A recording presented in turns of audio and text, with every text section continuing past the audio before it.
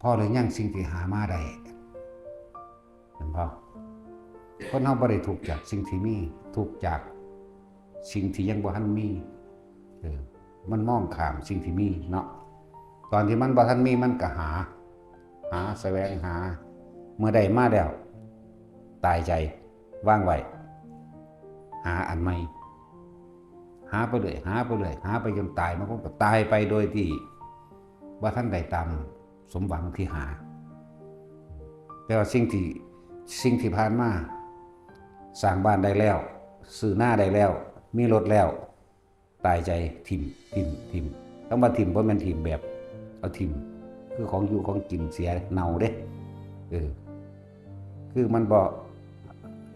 ให้เกิดประโยชน์หรือว่า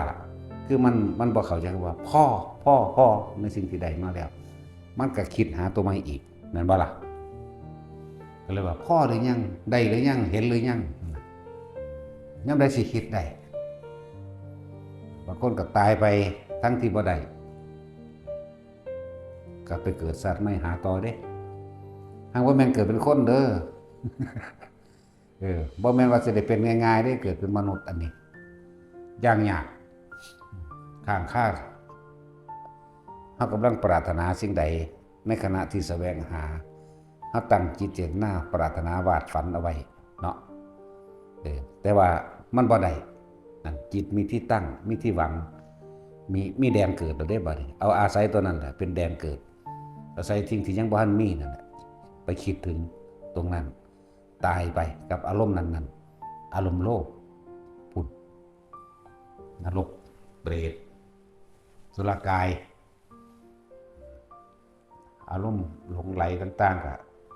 สัตว์เดรัจฉานไปยากแต่ว่าคิดได้ยังได้หลายคนติดตายไปแล้วโดยบ่รู้ความจริงของชีวิตเนาะโดยบ่ได้รู้ความจริงของคือชีวิตคือเกิดแล้วต้องแก่ต้องเจ็บต้องตายความจริงของชีวิตก็คือทุกสิ่งทุกอย่างเป็นอนิจจังเป็นอนัตตาหาความที่รั่งอย่างยืนบ่ได้ความจริงของชีวิตคือคนต้องพลัดพรากจากสิ่งที่มีอยู่แม้กระทั่งว่าทุกคนต้องพลัดพรากจากสิ่งที่ยังไม่มีที่กำลังหานั่นเองนั่นบ่โอ้ไม่ธรรมดาเลย